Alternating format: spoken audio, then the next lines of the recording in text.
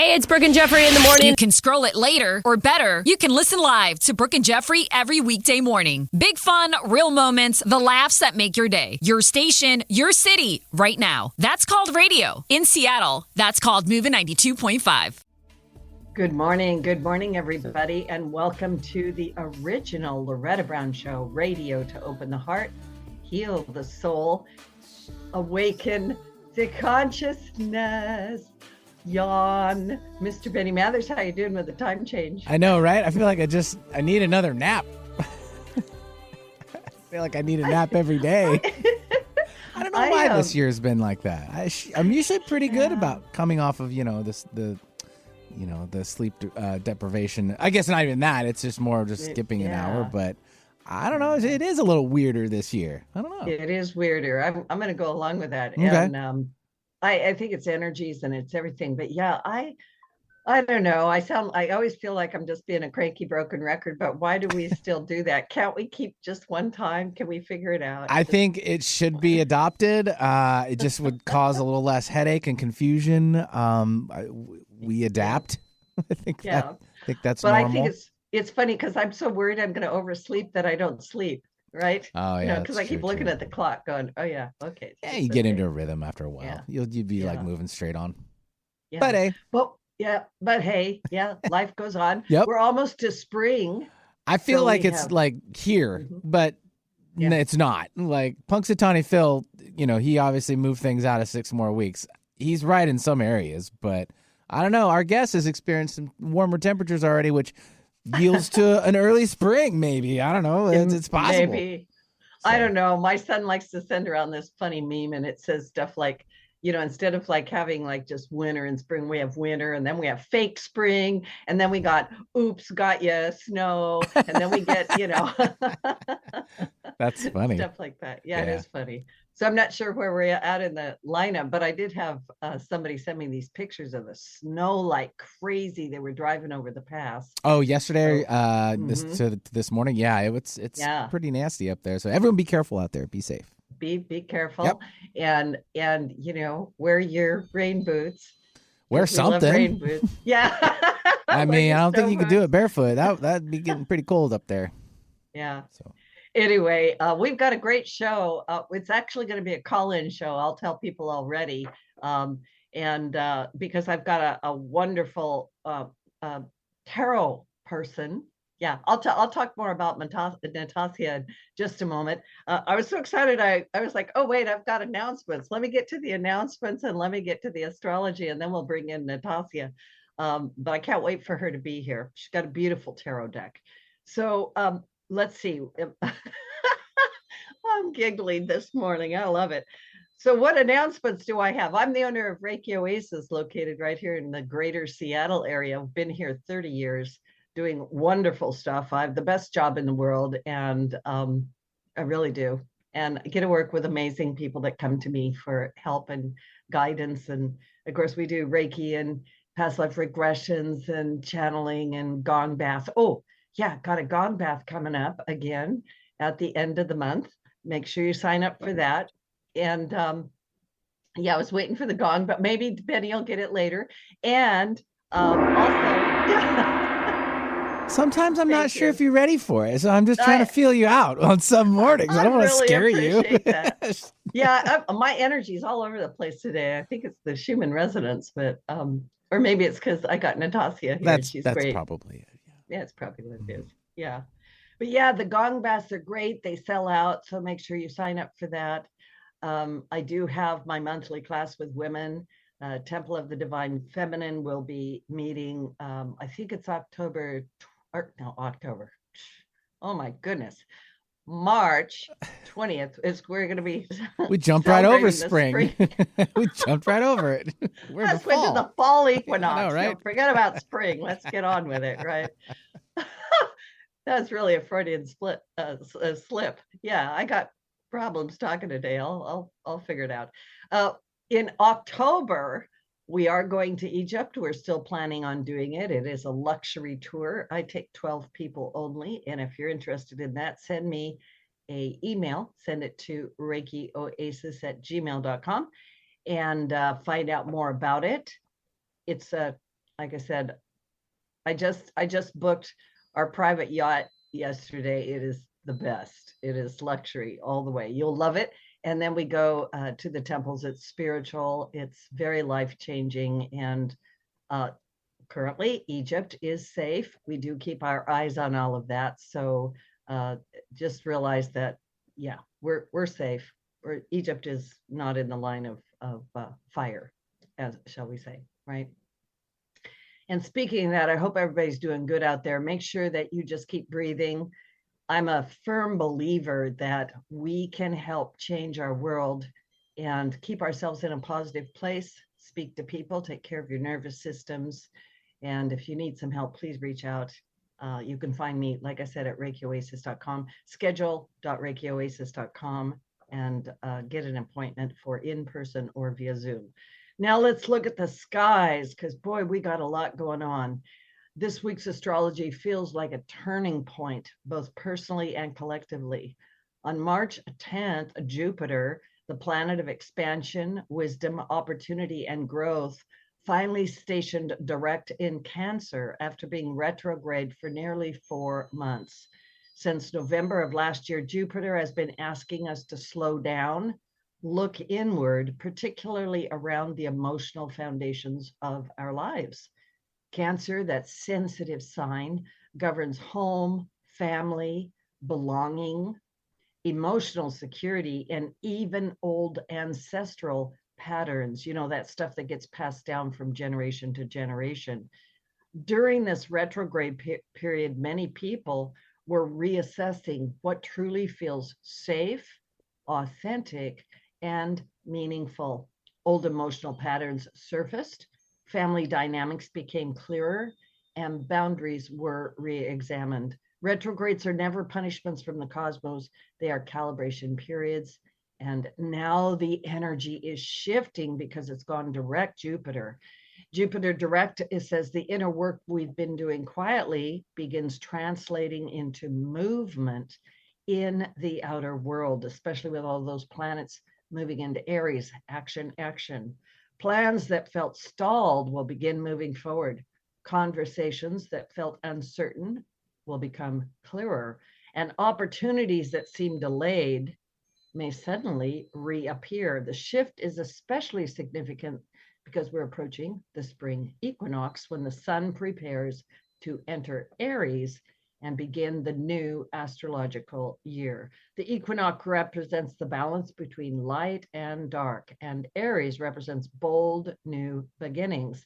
And when Jupiter turns direct, just before this seasonal threshold, it's like a cosmic green light returning.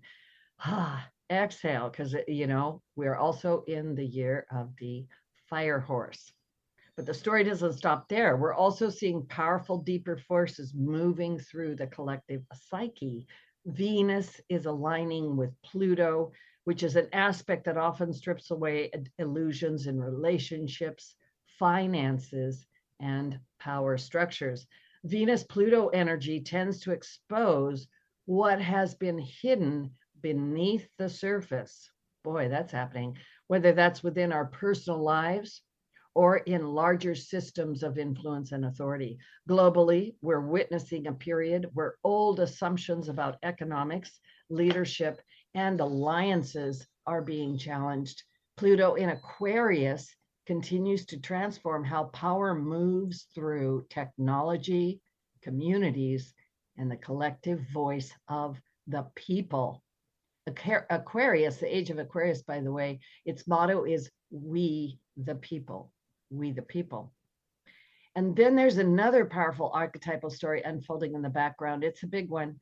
Chiron and Eris, E-R-I-S, conjunction in Aries, which continues through 2026. Chiron, the wounded healer, is the place where we carry deep pain, but also the potential for wisdom. Eris is the goddess of discord, who exposes uncomfortable truths and forces hidden resentments into the open. And when these two archetypes align, the result can be intense. Long suppressed woundedness, trauma, personal, social, or historical, can erupt into confrontation and conflict. Wow, when the skies are on, they're on, aren't they? We see this reflected in global tensions, social movements, political divisions, and debates around justice and identity. Basically, Chiron and Eris equals when the wound demands war and the war demands healing. And so those two things are in conflict. Astrology reminds us exposure is often the first step toward healing. And as uncomfortable as these cycles can feel, they're forcing us to confront truths that can no longer remain hidden. It's a time of great opportunity on planet Earth to choose, as I say, the higher road. Meanwhile, this week, we're also experiencing a last quarter moon in Sagittarius, the redemptive third act of a story. It's the phase where we look at the journey we've been on and ask ourselves how we want the next chapter to unfold. Sagittarius brings optimism, philosophical insight, and the courage to explore new horizons. And at the same time, Mars is aligning with the North Node in Pisces, encouraging humanity to move toward compassion, empathy, and connection rather than fear or division. So while the world may appear chaotic on the surface, politically, economically, and socially, the deeper astrological currents are inviting us to evolve, to look honestly at our wounds, to look inside, and to move toward greater understanding, and to rediscover meaning beyond the noise of daily events. What a challenge. What a challenge, my listeners. Got to keep breathing. You might have to listen to that astrology report a couple of times. It's really jam-packed full of stuff. And by the way, it brings us beautifully into my guest, our beautiful conversation today, because throughout history, humans have used symbols, archetypes, and sacred imagery to help interpret the deeper currents moving through our lives. And tarot, as you say, is a symbolic, uses images. It's often a symbolic map of the soul. My guest today is Nitasia Roland. She's a writer, a poet, a digital artist, and independent researcher of esoteric traditions. And she's the founder of Urania Press and the creator of several beautiful visionary tarot and oracle decks, including Tarot Emblemata, Starlore, Astronomical Tarot, and Terra Incognita Oracle. Her work blends Renaissance symbolism, Hermetic philosophy, mythology, and divination to explore the deeper archetypal language of consciousness. And her extraordinary body of work invites us to rediscover the deeper symbolic language of the soul. During the show today, we are going to take callers. You might as well just, if your palms are sweaty or your throat's dry, it's you. You need to call in. Remember, if you call in, you can ask Nitasia a question, and she will draw cards for you, or a card for you, as you wish, from her beautiful Tarot Emblemata deck, which we've got right here. And the numbers are 425-373-5527. I'll say that again, 425-373-5527, or 1-888-298-5569. Once again, that's 1-888-298-5569. Call the radio station right now. And get into the queue so that you can ask a question, because what a wonderful opportunity. Like, wow, I'm like, I want to call in. Oh, wait, I am on the show. So anyway, we're here. Nitasia, it is so good to have you on the show. Please, welcome. Come on in. Hi, Loretta. Thanks for having me. Yeah, I can't wait. I can't wait. I want to know more about you. I would love to know, actually, like, I don't even know, the question's probably broad, but what led to the development of this beautiful tarot deck? Okay, well, it's my second deck that I ever created. It was originally what I call an indie tarot deck, which was funded so that it could be manufactured through Kickstarter campaign. My first deck ever that I created back in 2021 was called Tarot Chimera. and that was the artwork of Loretta. And then after having put out that deck, I was wondering and pondering what my next project would be. And I had been searching around on Pinterest one day, and I kept seeing these emblems, and I had been seeing them for quite a while, like for years actually. And they're looking into them a little deeper. I discovered that the particular ones that I was fascinated by were by Claude Paradin. Um, and he was a curator of these emblems in the Renaissance, and particularly around the time of the mid 1500s. And I loved these images so much, but I make a joke of it that originally I just thought they looked like they would be great tattoos because they're in black and white, they're black and white line art. And I could just imagine how cool they would look as tattoos, and there's hundreds of them.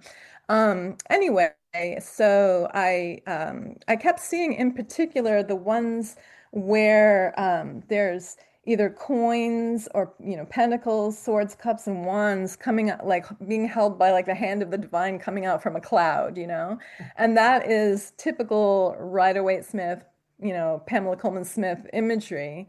And yeah, there we go. Yeah, so that's the Ace of Wands there. I had to get And this one in there. yeah, I love that too. And so I just was like, okay, I don't know if Pixie, Pamela Coleman Smith saw these, but I think she did from some of the research I've done. It appears that she was aware of emblems and emblemata books. But anyway, I was just like, this obviously fits and aligns with tarot's, the minor arcana particularly. And so I decided that would be my next deck if I could get enough images to fulfill, the 78. And it turned out that Claude Paradin's book Devises Heroïques has 118, I believe, or something of that nature. Mm-hmm. And so it was definitely enough, and I just went through them one by one. And in fact, I think I found even more than that, to be honest, because I went through, it seemed like hundreds. But um, anyway, yeah. And so I just started like discovering which ones would fit the Tarot Arcana, major and minor.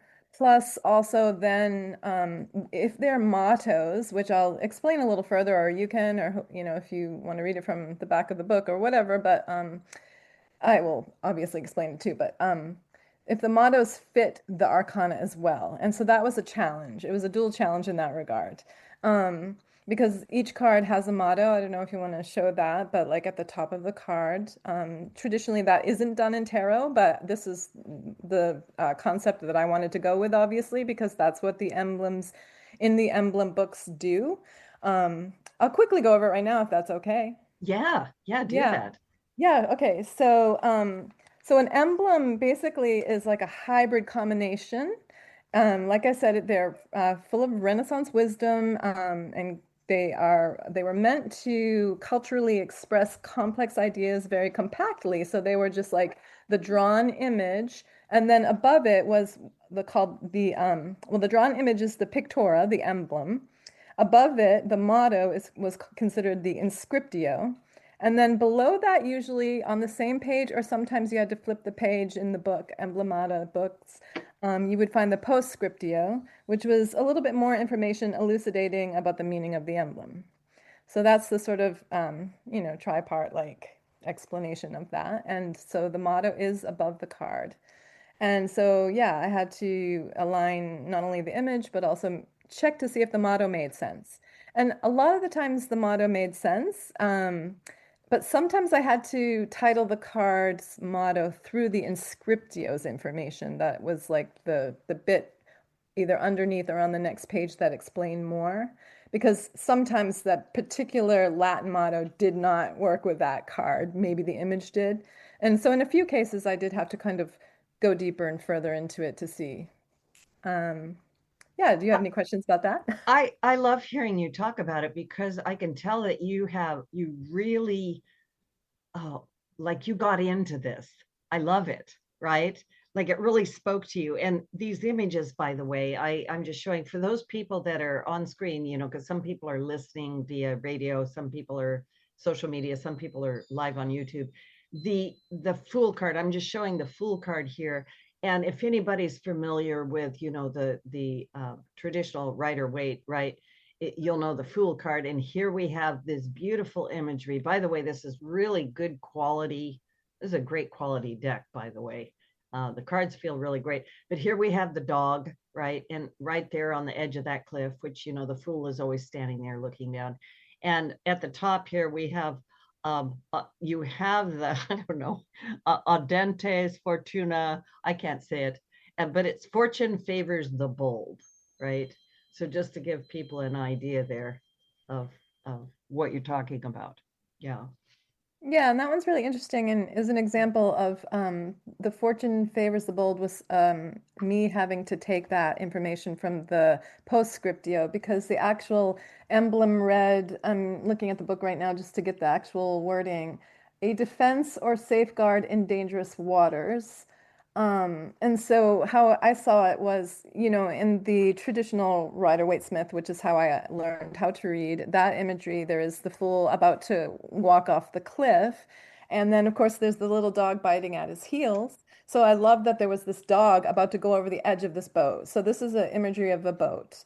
And it's funny because in my first deck that I created, the Tarot Chimera, that image was of a floating head over the ocean for the fool. Oh, And so I tied the two together, and it was a fun way to do that. And so, yeah, I was basically saying like dangerous waters equates to the unknown and irrational fears, but go for it anyway, take that leap, you know? That's yeah. what the fool often tells us to do, no matter what. So do you have a background in art or poetry or writing or something? The way Yes, you I talk have. about things. Oh, okay.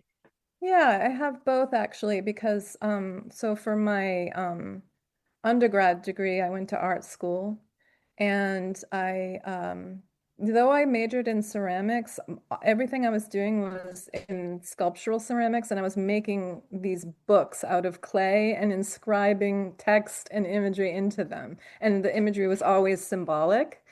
And so that was my undergrad degree. And then I also I got a first master's degree in printmaking because I wanted to do artist books where once again I combined imagery and text. One second, I've got to let my dog out. Okay. Okay. All right. I- And while she's letting her dog out, I'm going to give the phone numbers for the radio show. You can call in and ask Nitasia a question. She'll pull some tarot cards for you. The number is 425-373-5527, 425-373-5527, or 1-888-298-5569.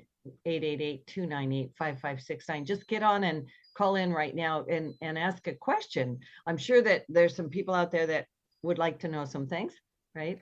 And she'll pull card for you. Yeah. Okay, so and then to conclude my education, a few years after that, I went back to school to get a master's in creative writing because writing has always been my, I guess, principal passion. I began writing lyrics for a band when I was 16 and 17. You know, the little garage band kind of thing. And then, yeah, because I really always wanted to be a singer, but it was the writing that was the principal passion for me. And of course, the images came, you know, right alongside that. And so when I went to art school, I was working in the college library, the art library, and was just, you know, devouring books as many as I could with, you know, just all the images of the artists that I particularly liked, which at that time and still is pretty much like the symbolist artists and the kind of decadent artwork of that time period in England and France and Belgium. Um, and yeah, so from there, like I said, I went and got a creative writing degree. And yeah, everything kind of comes full circle, you know, because that was an expanse of like from when I was in my mid 20s to my late 40s. Yeah. Yeah. No, it's great. I am an art lover of myself, right? Art and music and all of that stuff. I'm very right-brained. And it just speaks to me so much. I want to ask you this question though, because you're the artist, right? You know, this is your deck. Why do you think that these symbols or these archetypal symbols, why do they speak to us so deeply? Yeah, I think they sort of transcend time and space because they are symbolic images. And so I think that in the Renaissance times, these emblems, they basically conveyed their own particular meanings that, sometimes were about like emperors and people of the court, but that all can still continue to transcend time and come right into our contemporary language because you know, we have some some people's opinions like a president who wants to be king, or whatever. And so there's so many different things that can show up. Do tell. What? Yeah. And of course in tarot there are the kings, the four kings. So but there's just so much of it because they were enveloping like ethics and philosophy, love and war and daily life and philosophy and religion and early science. All of that can just be intuited now when you look at the emblem. And so yeah, I think they just crossed that divide pretty well. But they were, or I to had to me show they that I had to are. show the king of wands. I thought was Yeah, that's one of my appropriate. favorite cards. I love that. Yeah. Yeah. It's Yeah. just it goes deep with that whole symbolism of the Yeah. salamander and the fire. Yeah. Yeah. Go But ahead. I didn't yeah. mean to interrupt you. Yeah. Oh, no worries. I thank you. It's great you're showing the cards. I love that. But yeah, so I think the Renaissance wisdom comes down to us. And mainly for me, like what it's about is because I'm on a spiritual journey. And for me, these images, well, during the Renaissance, there was no great separation or divide between the mundane and the spiritual life, as there is more, or there was after like Descartes' mechanistic theories and like the Enlightenment. And Mhm. so back then, things like theology and spirituality and like philosophy, early sciences, and like music and painting and medicine were all kind of like combined and interconnected, like philosophies and paths towards understanding. And so that still, I think holds true for a lot of people in who work in magic and who consider themselves like into esotericism and the occult, Yeah. which I am. Yeah. And so Yeah. we Me too. experience the cards through that lens of the 16th century, but we can bring it into the modern time. I love what you said. I so agree with you. I do a lot with sound healing, right? Sound. And I've Hmm. always thought all of that stuff. I'm very esoteric in my approach because I just think all of that relates to everything. And I'm kind of like, yeah, let's bring it back in, right? It makes a lot of sense. Also because, um, like even with your cards, I can tell like there's this energy in these cards and in these drawings. I love, by the way, I love your deck. I'll probably get the rest of your decks. I'll be a groupie. It'll be disgusting. But anyway, I'll probably do it. But we go into sometimes what I say is the shadow. People are like a little afraid to step into the shadow aspect of self, right? And that's a deep subject. Like for instance, the devil card or the tower card or something like that. People are like, oh, what's that? What's happening, right? Hmm. And there are ways I think to enter into those I just call it the light and dark or the aspects of ourself, right? The balancing aspects. You sometimes have to look into that side or see what is that influence in order to get to the light. I don't know if you have a Yeah. comment on that, but yeah. Oh, I absolutely do. I particularly called my first deck the Tarot Chimera shadow working deck because I definitely believe that. And that one was interesting because the black and white noir imagery literally like looks like it's painted in shadows and light. And for me, I feel like with tarot in particular too, but just because it is imagistic and it's image technology, um, yeah, there's a sense of like going deep in. And so when you go deep, you go within, so you go into that shadow realm. And I think it's really important to regularly do so. And sometimes people are like catapulted into it, like through the dark night of the soul. Yeah. And that's happened to me very many times. And you come out of that experience, it's like going into what they say, like the underworld, and you come up out of that experience and have like a new spring for yourself, and so um, you're renewed. And yeah, so I feel like for all of my work, it's like the bringing of the light out from the shadow, but not just forgetting about the shadow. You've got to face it. And so it's wonderful that those cards are there. And I never see like the devil card or the tower card or any of them, even like 10 of swords. I never see them as like a defeat or there's always like, even if there's an end to something, there's always going to be the next life, even if there's a real death, or there's going to be a new beginning of sorts in some way or another, no matter what. That's just my spirituality and my mysticism. Yeah, and for those people, here's her devil card. There's the devil card, right? That's a great card. Cowardice and fear, it says at the top of it. And then here's the tower card, right? Here's the tower. And really great imagery here. Whom it happens onto, if it shall fall. And then, I don't know, this one fell out. The Lover's card fell out. What a beautiful card. That's so fun. And the Strength card fell out. So I'm just showing people some of the imagery here. Yeah. Yeah, and that Strength card obviously is really one of the real obvious ones when I was working with the emblems, and some of them were as easy as that because it had a lion on it, But I at times had to, work pretty hard to figure out like, okay, that image, that emblem, what archetype, Arcana archetype does that align with? And so, yeah, there were a few that were a little more difficult, but that was the fun part of it all. Yeah. I think that's great. Well, we're going to take a little station break. I'm going to give the phone numbers out again. The lines are quiet. You guys probably all aren't up yet. Who knows? It's early here over here in Seattle. Here's the numbers. It's time. Dial in and you can ask Nitasia Roland a question. She'll draw a tarot card for you. 425-373-5527 or 1-888-298-5569. And we'll take a little station break. This is Loretta Brown. We'll be right back. Did you know that Reiki healing can be done at a distance? It's true. So let Reiki Oasis focus powerful energy to help relieve your stress, grief, sadness, anger, and so much more.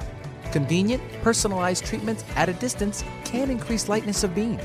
During your appointment, find a quiet place to lie down or sit to receive healing energies. If you want help with your dis-ease, visit ReikiOasis.com. Harness life's energy. Visit ReikiOasis.com today.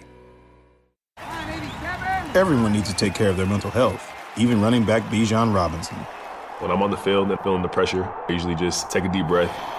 When I'm just breathing and seeing what's in front of me, everything just slows down. It just makes me feel great before I run the play. Just like Bijan, we all need a strong mental game on and off the field.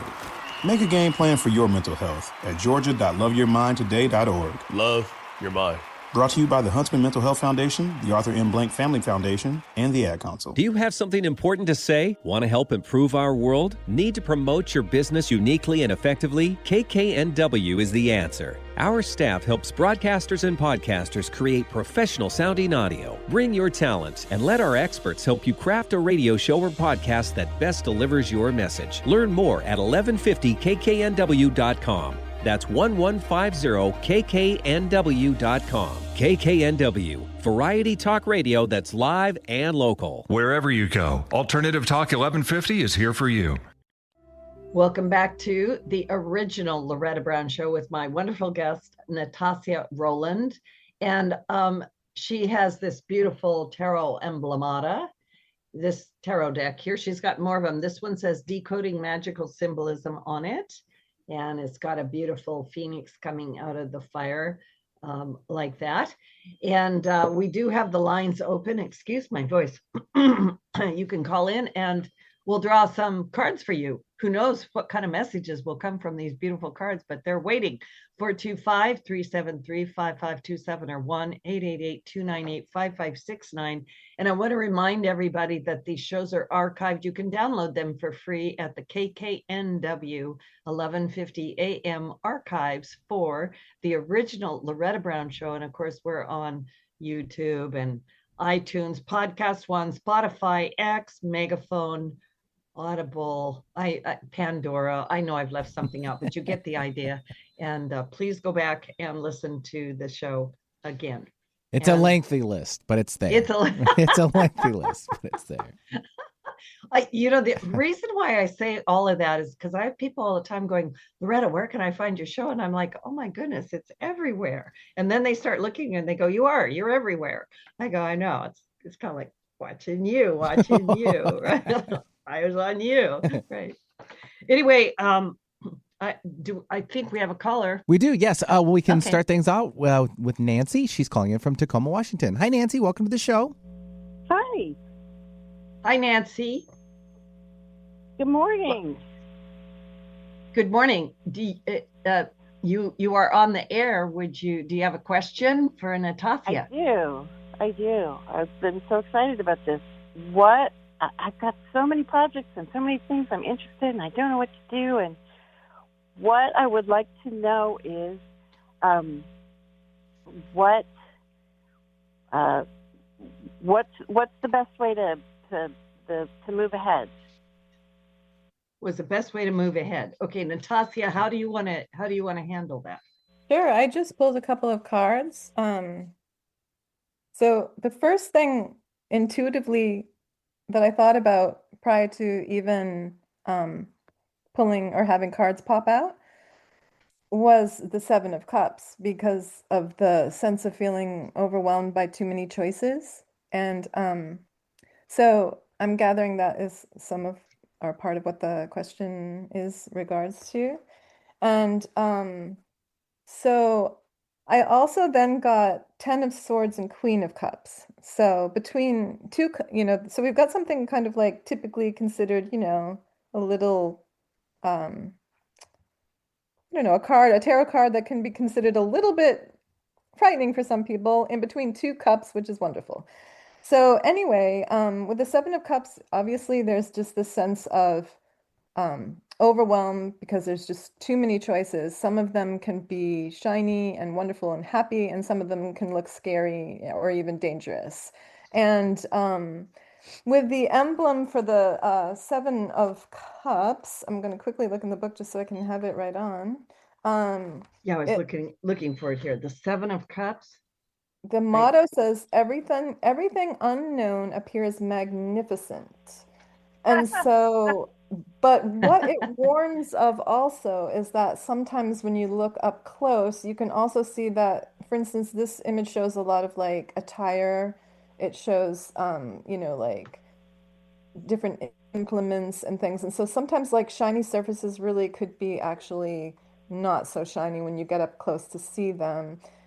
There could be missing chains or cuffs or links or dulled down buttons or threadbare clothes, And so it's like that whole idea of not everything is gold that glitters, And so there's going to be a lot of choices, yes. And then the next card was Ten of Swords. And that motto says, a dead end, betrayal, tragedy, defeat of spirit. And that basically for me always means that a new beginning is right around the corner. It's definitely like with the Ten of Swords card, there's always that sun rising on the distant horizon. And so even though there's a sense of ending, there's always the rebirth that's going to come pretty close. And so then with the following card, Queen of Cups, it says visionary by nature. And so cups, with all the emotions and the love that you can pour into them, I think that's the key, is to find out of all those like choices, all of those things, what you are most, what you consider the most sort of blissful path for yourself, So you want to look for the things that, and since this motto says visionary by nature, I'll go with that are visionary by nature. And, like follow your bliss, just start out, like follow some of those interests, some of the many, like take baby steps and then try to develop them and see which ones for you are the most inspiring as far as like visionary, almost like if some people like to journal or write down, but you could also maybe imagine them visually, what you could be doing with these things and how the result might turn out. And if you have any other questions, I can develop a little more. Oh, wow, this is fantastic. Gosh, I'm at a loss. This is great. That's great. So what are the cards that you pulled again? That was well, originally I thought of the Seven of Cups, then there was Okay. the Ten of Swords, which represents an ending, and then the Queen of Cups. And with the Queen of Cups, basically it's saying like um what are your heart's desires? And try to work with those things. Like I said, like take even baby steps if you don't feel like you can just jump right in. Just do small approaches until eventually it's because it's the Queen of Cups, it's a sovereignty being. And so, go within and find out what those, maybe through the experience of Ten of Swords where you've kind of felt a little defeated or like your spirit's a little like, you know, experiencing maybe even the doldrums of daily life or something, like find the inspiration, find what your heart's desires are, and then work with it in a creative Yeah. fashion. Yeah. Thank you. Thanks, Nancy, for calling in. I was thinking when you were talking, Nitasia, like that Seven of Cups, Ten of Swords, and the Queen of Cups, like it feels, and you even said it, I'm just reiterating it back, that something's ending for her and something's coming in, like there's going to be something more heartfelt, maybe. Yeah. Mhm. Yeah. Yeah. Yeah. When we talk about the deck, explain very briefly, because we have cups and we have swords and pentacles and wands. What are the suits? What do those, very generally, very briefly, tell us about those four suits? What do my what does my Yes. particular deck Yeah. tell Yeah. us? Yeah. Um, Like, what is wands about? Like, what is pentacles about? oh, sure. I mean, Do you understand the traditionally, question? Yeah. yeah, I mean, traditionally there's the wands represent fire and cups represent water and emotions. And then pentacles is earth and the material world. And then what did I miss out? Oh, and then swords is like the intellect and action and bravery, all of that. So yeah, I mean and for me, they're all together like the vagaries of human existence and our highs and lows. And so when you go through those minor arcana cards, you are going through some high points and you're going through some severely low points, and it's all a journey. And yeah, but it's also archetypal, sorry. So you can get, for me, like wisdom, because it's divination and it's oracular, you can get your wisdom not just by looking at the cards, but going within and connecting with your personal spiritual guides. Yeah. And for me, I feel like there are actually oracular guides as well. And some of the major arcana even have guides in them, such as the High Priestess and others. So you can Yeah. connect in with those energies and those archetypes. That actually brings up a really good question, because I have people ask me this all the time, like, how does the tarot work? And when you're pulling cards, who are you talking to? That kind of a thing. How would you answer that question? Okay, well, it's probably different for everyone, but for me, I'm definitely not only talking to like what I call my personal daimon, which is, goes all the way back to Socrates, your higher self, I guess. I mean, not that Socrates called it a higher self, but anyway, your personal daimon can be your higher self, your the sort of DNA knowledge that you have from like past life experiences. So you could be connecting to your own psyche, which some people just believe, but I believe it's definitely connecting to our, ancestral guides, our angelic guides. The Chaldeans believed in this thing called the mediating spirit of divination called the Iyenges or the Iyinks. It's hard to pronounce, but that's my shot at that. And that's also what I believe in, because I definitely think there's a spirit that presides over the cards. And also I only ever I make sure that I consecrate my tarot cards and that I make clear it of any negative energies it might have gotten, like in the manufacturing process or any of that stuff. And so I only truly believe, and I ask that we're not working with any trickster spirits or anything like that, but that these are true and authentic, good and decent beings if we are connecting in with beings, which is what I personally believe. Yeah. Thank you for that. That explains it. In your deck too, you have these extra cards, right? You've got some Yes. extra cards. Talk about your extra cards here. So those are what the oracle cards, and Yes. since in any kind of divination that we have out in the world, like Lenormand, Tarot, and Oracle, there's, the oracle cards that you can get. And I didn't want to just create like a mere 78 pack. I wanted to also include oracle cards because there were just so many images more to work with. And so I just kind of in my indie deck through Urania Press, I published the first one, that had 10 oracle cards. But with this Wiser deck, there's 5 oracle cards.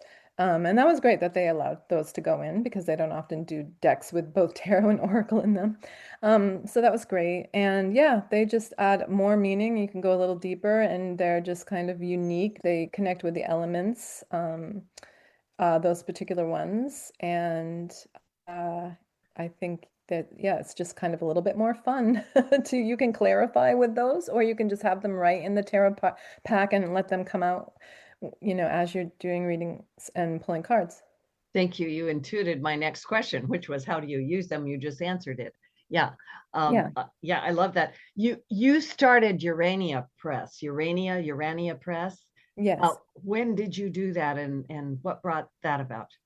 So yeah, I was working full time. I'm a mom of 2, and in 2020, when COVID hit, I was laid off, like most people were laid off from their jobs, and I was given, luckily, I worked long enough that I was given unemployment. So I had not only time on my hands, but I also had the financial support, which was wonderful.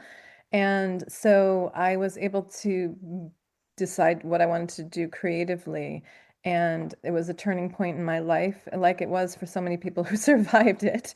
And, a lot of people started their own businesses, and I've had many small businesses. And so I created this new business because I wanted to, I discovered the cards for that first deck, the Tarot Chimera. And at the same time, a friend of mine sent me a tarot template.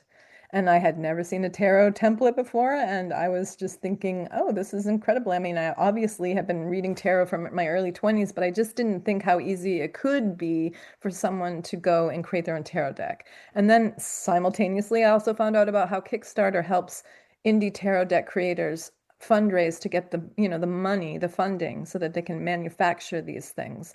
And so I created, like I said, my first deck, Terra Chimera, and then this one, my second deck. And I did one in between, a Starlore Arcana. And then I've had many. I've done actually 9 decks altogether.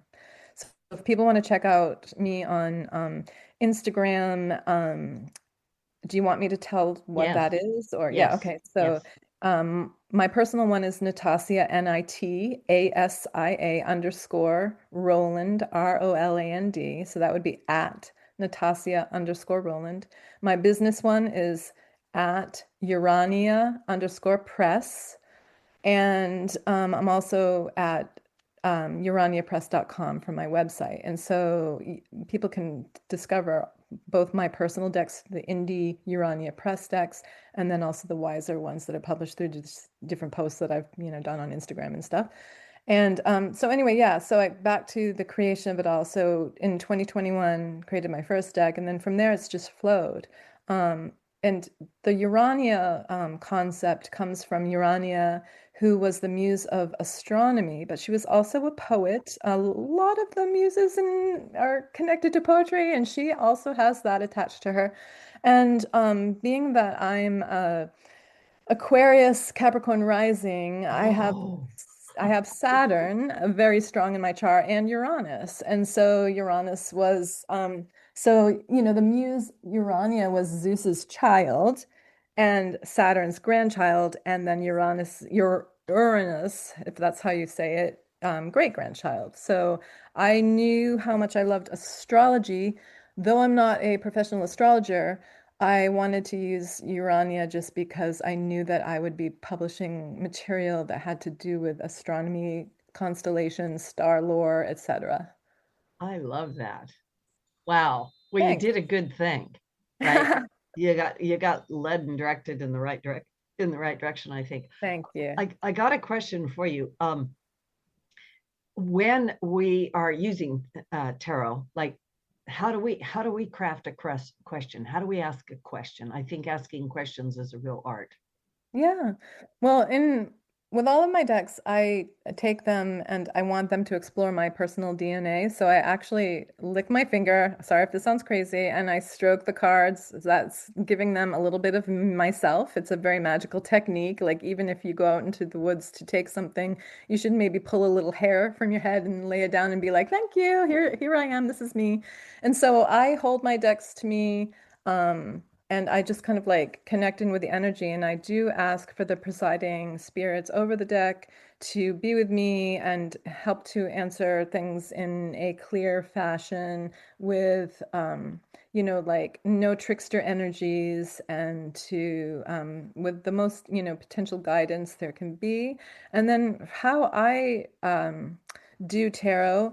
I originally in my early 20s, I would do all the typical spreads, like Celtic Cross and stuff, but I don't do that anymore. How I do it is I pull 3 cards to start out with. They're usually the Rider-Waite-Smith cards because they're just traditional and I like that. And then one is the past, one is the present, and one is the future, like a lot of people do. And then from there, I take a bunch of different decks, like a couple of my own and a couple of other ones I really like. And I just start clarifying the question that I asked in the cards that came out in that original first 3-card spread. And so I'll just continue to ask questions and clarify from there. And it turns out that my whole table ends up, if I'm, really spending a lot of time with it, sometimes I just ask a question or two and pull 1 or 2 cards. But in a like sitting down to do a reading situation, the whole table can be covered in cards, and how I see it is like a development of a personal mythos and story. And so I because I follow the whole like concept of the hero's journey, that's how I look at it, from like the Yeah. beginning of the fool to the end and things are completed to new beginnings and just, I generally that perspective. Wow, I love that. Thank you so much for that. I'm wondering if you could just pull some cards for the listeners, that anybody listening now or in the future, just a little message to people, or, you know, yeah, Okay. draw some Yeah. cards for the people. Yeah. All right. Some things fell out. Okay. So I got the moon, Queen of Wands, Ace of Cups, and King of Wands. And so there's the one major arcana, the moon, and that motto says from the moon knowledge. And to me, that's definitely true because the moon is governing over the sublunary realm. It's like our intuitive capabilities. And so I would say that, as with any kind of like divination experience and how it relates to life, that going inward first or connecting in with just not just our rationalism and our reason, but actually our intuition is going to be one of our best guides. And the Queen of Wands is a sovereign, typically feminine energy, but it could be a male or a female. And that motto is nature is wonderful in her works. And so how I view that is basically like spending time in nature, specifically because the moon card has a moth and a crab on it. So like go out, spend some time in nature, connect in with your sovereign self and that fiery energy of spirit. And then the Ace of Cups came out, and that motto is I shine in the dark. And how I see that, obviously, from just the motto itself, is that our creativity sometimes has to come out of dark places to shine, and we can work that Wow. energy to try to pull that out. And sometimes by going within and connecting with our intuition is the best way to do that. And then the King of Wands, the motto says, I nourish and I extinguish. And so basically, that's saying that that fire within is going to be sometimes really intense, but you can withstand it. And especially, you can even be like in alchemical terms, like transfigured by it. And you can have these rebirths out from the intense energies that, in sometimes intense energies of creation can burn up. And so, with the King of Wands energy, you're withstanding that. You're still going to be intact, and you're not only going to be intact, but you're going to be sovereign and you're going to be embodied. And so, a lot of this would be, like the Queen of Wands and the King of Wands, there's a sense of embodiment and working with that energy through nature and intuition. That's lovely. Thank you so much. That feels like the perfect message for the listeners, especially because we're going through all of this stuff right now of, pulling the curtain back, finding out what's in there, going deep into ourselves and developing our abilities. So Nitasia, we are at the end. It was so lovely to have you on the show. And Thank you.